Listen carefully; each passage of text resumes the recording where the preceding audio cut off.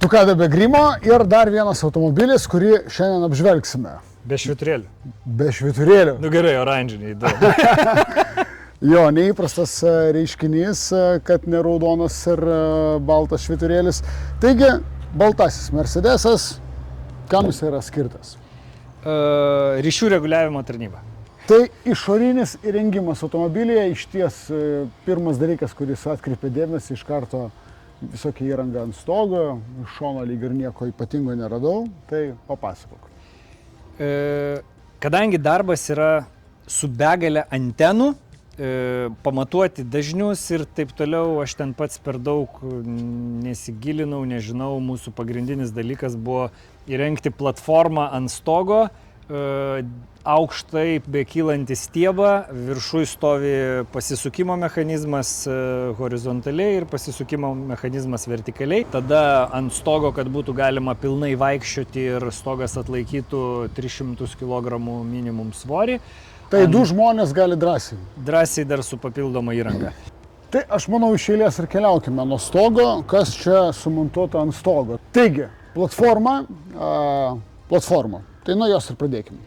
Platforma pagaminta iš aliuminio, mūsų suprojektuota inžinierių, apskaičiuota į tvirtinimo taškus, į standžią konstrukciją, atlaikanti 300 kg svorį. Norint, kad galėtumėm deklaruoti, kad atlaikantį 300 kg svorį turime dvigubai bandyti užkrauti toliau, atlikti testą. Prie jos yra papildomai montuojami mini turėklai, užlipimui, nulipimui. Pažvelkim į viršų, aš palypėsiu čia, pasižiūrėsiu. Taip. Tai man klausimas kyla iš karto, taip, matau įrangą, tai čia įrenginys, kuris išsikelia į viršų, jo, tai mes jau jį esame pajungę. Galiu paspausti. Be abejo. Štai, įrenginys, kuris išsikelia į viršų, ant kurio sumontuojama matavimo įranga ryšių, ne, ir su ją pamatuoja viską, tai čia viskas yra aišku. Toliau, kaminas. Kam buvo reikalingas kaminas? Čia... Sąlygose buvo prašyta ertmė palikta pravesti laidams, papildomų antenų, jeigu jų yra iš vidaus į išorę. Ir mūsų rekomendacija yra visada per jungčių bloką, bet sąlygose, kadangi buvo skirtingi angaliai, skirtingi laidai, nebuvo galima numatyti visų laidų, tai buvo palikta ertmė, kad per ją nepribėgtų vandens, bet jinai būtų iš vidaus uždaroma. Ok, tai pažvelkime į vidų. Viduj čia jau viskas nuo nulio buvo, ne? Čia buvo krovininis Tai buvo krovininis automobilis su langais ir viduj, kadangi pats automobilis yra mažas, kadangi pats automobilis yra palyginus mažas tokia įrangai, bet kuo mažesnis automobilis, tuo yra lengviau privažiuoti, ypač bekelę. Darbo vietos yra sumontuotos 3. Pagrinde žmonės dirba dviese, tai darbo stalas, atsisėdus prie darbo stalo yra tikrai komfortiška dirbti, nėra labai patogu įlipti, bet pats darbas yra puikiai apčiuopiamas, kur gali pasidėti tam tikrą įrangą, gali pasiimti tam tikrus daiktus, gali puikiai atlikti funkciją. Tai Tukados suprojektuoti daiktai. Tai yra spintelė pakabinama, teisingai? Spintelė, stalas, atrama, daug matom elektros vėl įrangos, kuri sumontuota nesimato, grindys, sėdynės, apdailos, lubų, nuo saulės roletas. O tai vat, koks šaunus paprastas sprendimas. Taip pat matau, kad yra įrengtas baterijos valdiklis arba baterijos stebėjimo ciklas, iškrovimas bei pakrovimas, nes turbūt keitiklių yra čia sumontuoti 230, teisingai? Taip, yra keitiklis, kad iš 12 voltų paverstų į 230, turim dėl to daug lizdų. Tai ši darbo vieta daugiau mažiau yra apžvelgta ir priekyje labai daug nieko nėra turbūt, bet kažkokie papildomi įrenginiai yra sumontuoti. Tai kas ten yra?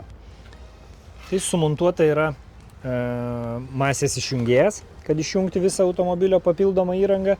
Yra sumontuota indikacija vairuotojui pakelto stiebo, kad netyčia neįvyktų taip, kad išvažiavo su pakeltu stiebu. Kad nereikėtų pirkti naujo stiebo. Kad nesugadintumėme brangios įrangos. Gal ir viskas. Jo, ir dar įdomus dalykai yra automobilio gale. Automobilio galas. Tai esu matęs įvairiausių kopėčių, bet tokio dar sprendimo nesu matęs nei karto, tai kodėl čia taip yra. Ir kodėl taip yra. Kartais tenka ir įgyvendinti visokius sąlygų viešųjų pirkimų nustatytus reikalavimus ir vienas iš reikalavimų buvo iš nerūdijančio plieno pagamintos kopėtėlės, kurios neužstoja valstybinių numerių ir yra sumontuotos būtent ant kairių durelių. Nežinant, kad skirtingi automobiliai, skirtingos pirma durelės atsidaro vienose dešinės, kitose kairios, kartais būna taip, kad užstoja kopėtėlės rankenėlę, neišeina atidaryti ir daug begalė kitų dalykų. Bet dabar visą tą dalyką čia labai yra kruopštus ir labai lėtas darbas, nes reikia apgalvoti kiekvieną žingsnį. Ir jį praleidus, kaip šiuo atveju, tai atsiremiam į tam tikras papildomas išlaidas ir problemas. Bet jos yra sprendžiamos, visos Taip. Problemos sprendžiamos, tik tai su pinigais ir laiku. Taip. Tai projektavimas iš esmės yra toks labai kruopštus dalykas. Atidarykime galinės dureles ir čia visa įranga. Tai visų pirma mes matome, kad yra sumontuotas štai tas teleskopas. Taip, Taip, teleskopinis stiebas,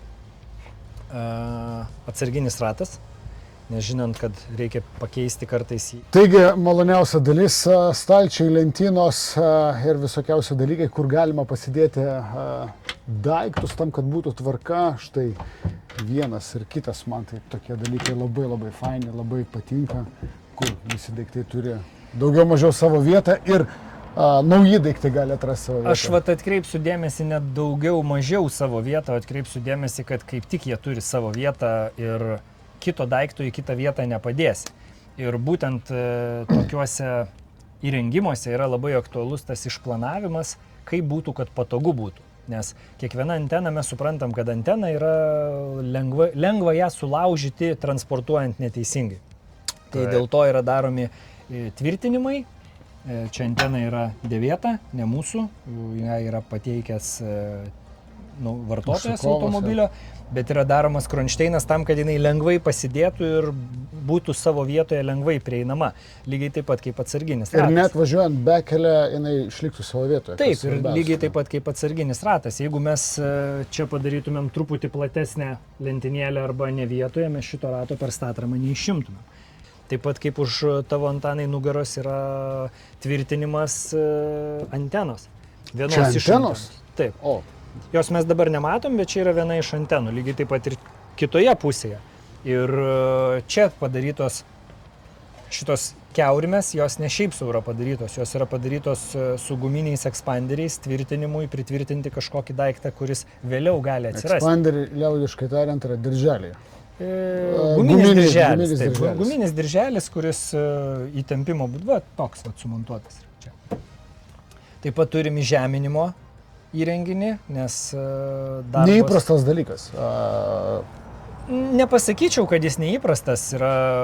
Mes esam gaminę ir kitų automobilių kaip degalų talpyklos pervežimo sraigtasparniam ar dar kažkam, tai ten yra įžeminimas būtinas, privalomas. Okay. Nes automobilis, kadangi yra guminiais ratais, jisai neįsižemina ir ta elektrostatika jinai veikia ir gali sukelti rimtų padarinių. Tai tuo atveju sprogimas, šituo atveju gal kažkokių tai... Įrenginio apsaugojimas turbūt. Ir parametrų kažkokių tikslumas. Taigi apžvelgėme dar vieną Tukados įrengtą automobilį, daug įvairiausių įdomių sprendimų, dar daugiau idėjų jums ir neužilgo laukite naujų apžvalgų.